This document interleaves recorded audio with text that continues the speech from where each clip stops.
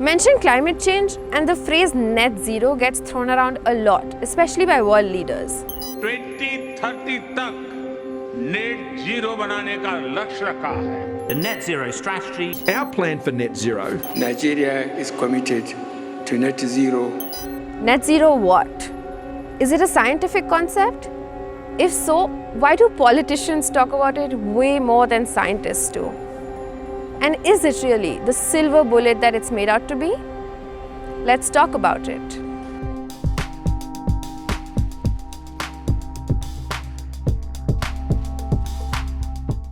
The current climate change that we are living through is caused due to excessive greenhouse gases like carbon dioxide accumulating in our atmosphere.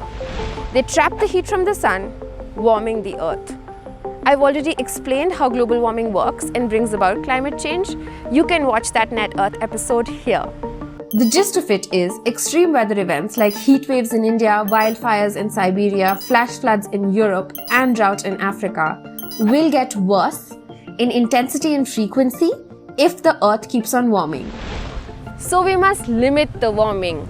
This is where net zero comes in. It is intrinsically a very simple scientific concept, though it is rarely talked about like that. Think about it. The goal is to limit warming, global average temperatures. Then physics implies that there must be a calculable finite amount of carbon dioxide that can exist in our atmosphere, beyond which any amount will trigger catastrophic warming. And so beyond this carbon dioxide budget, any greenhouse gases emitted must also be removed in equal amounts to balance it all out and stay within limits. Net zero. Sounds elegant, right? Oh yes, she said it does. Theory often does. Here's how it's playing out. In 2015, 193 countries signed the Paris Climate Change Agreement, committing to limit warming to 2 degrees Celsius and 1.5 degrees Celsius if we can help it. 3 years later, scientists of the United Nations Intergovernmental Panel on Climate Change changed these limits. It said 2 degrees is also way too much. We must make a hard stop at 1.5 degrees Celsius. Beyond these temperatures, 1.5 degrees, seasons will become too unpredictable and extreme for humans to survive and thrive. We have modeling and real-time examples for this. So, based on this limit of 1.5 degrees, scientists have calculated what is the maximum amount of carbon dioxide we can let into our atmosphere, that is what our carbon budget is, and what has to be removed to balance out.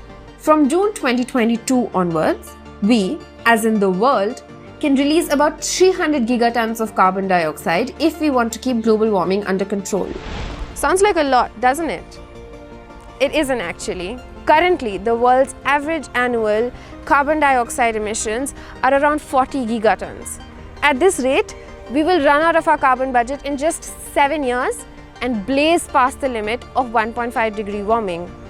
So, the science says all countries must hit net zero by doing 2 things. Number 1, move away from fossil fuel-based energy systems to more renewable ones in a very significant way, so they reduce their current and future emissions to as close as zero. Number 2, any CO2 they do end up emitting into the atmosphere, they have to take an equal amount of CO2 out of it. There are ways to do this. I'll make a separate video explaining how we can remove CO2. But in crux, the first is to use natural carbon sinks to our advantage. For instance, planting vast forests that absorb carbon dioxide. The second is new technology that can trap carbon dioxide before it hits the atmosphere, or suck excessive carbon dioxide from the air, store it underground, or put it to some other use that doesn't contribute to global warming. The Paris Agreement did not specify net zero targets, but allowed countries to come up with their own, having made clear what the science says. We need to hit net zero by 2050. Since then, some 193 countries have announced 2050 as a target. This includes the United States, the world's second largest greenhouse gas emitter.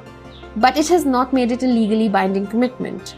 China and Russia, the world's first and 5th largest carbon dioxide emitters, have set a target for 2060, non-legally binding. Oil haven Saudi Arabia says it'll try for net zero by 2062. India, the fourth largest greenhouse gas emitter, has set an even more lenient target of net zero by 2070. Things are going great, everybody is on the same page, and we're all set to beat the climate crisis. Recent climate action announcements might give the impression that we are on track to turn things around. This is an illusion. The last published report on national determined contributions showed that they would still condemn the world to a calamitous 2.7-degree increase. And even if the recent pledges were clear and credible, and there are serious questions about some of them, we are still careening towards climate catastrophe. As you heard, these are still pledges we are hoping will be fulfilled. Not all are credible. And the reasons are plenty. Pledges like Saudi Arabia's and India's are too long-term. We simply don't have that much time. Pledges like China's that would make all the difference in terms of volume are not credible. Even pledges like America's and Russia's, which would also make a big difference, not legally binding. We are also burning more fossil fuels than 2015, than ever before actually. Global CO2 levels in the atmosphere were at their highest levels in history last year. And there are several reports on how our projected coal usage is only set to increase in the coming years. So is it all just a sham then? These net zero pledges, Paris goals, just politics? Well, I'm tempted to say yes, but there is more context, and that lies in how these countries are planning to achieve net zero. A crucial part of the discourse gets lost in translation between technical scientific reports and layman climate journalism. The IPCC 2018 report says that countries must hit and sustain net zero carbon dioxide emissions over multi-decadal timescales. That's just jargon for over several decades. So think about it. If the goal is to remove carbon dioxide over several decades, then for many countries, it makes little economic and social sense to do anything, to achieve anything in the short term over the next few years. For one, it's expensive. Retrofitting existing power stations with new tech or building the infrastructure for CO2 storage sites, all of this requires huge sums of money. We're talking hundreds of billions. Developing countries are asking developed countries to pay this money as compensation for the cutbacks in new technology they're having to implement without contributing as much to global warming. Failure to provide the critical finance and that of loss and damage is measured, my friends, in lives and livelihoods in our communities. This is immoral and it is unjust. And developed countries don't want to readily do so. And when they do, it's not in the form of aid, but loans to be paid back. And then there are things that politicians have to consider that scientists don't have to. Growing billions of trees would consume vast amounts of water in some places where people are thirsty. Developing vast plantations to absorb more CO2 in tropical nations comes with the real risk of people being driven off their lands. The big picture, often spoken about, is how those least responsible for climate change, for instance people in Barbados or even India, are essentially bearing the brunt of historic excesses committed by the developed world. Countries like America are placing their bets on yet to be fully developed and scaled sometime in the future cutting-edge technology that will soak up all their excess emissions in time and bring it to net zero, while doing little now to reduce emissions. FYI, there is just one instance till now from Canada where we have been able to capture carbon dioxide from a coal-fired power plant post-combustion and store it underground on a commercial scale. It will be a minute before we get this tech anywhere. So all countries, for different reasons and in many ways, are tiptoeing around their net zero goals. And all net zero goals are being planned over decades, not anytime soon. This creates the illusion the UN SecGen spoke of, things being done, but not really. The ray of hope is coming from individuals and organizations who are stepping up. I'll leave this video with one, spotlighting Freyr Energy, a rooftop solar expert management for residential and commercial purposes. A lot of you wrote to us about how you wanted to explore solar energy to bring down your electricity bills and carbon footprint, but it was too tedious, or there were hidden costs, or no after-sales support. Freyr Energy wants to change that through its mobile app, Sun Pro Plus.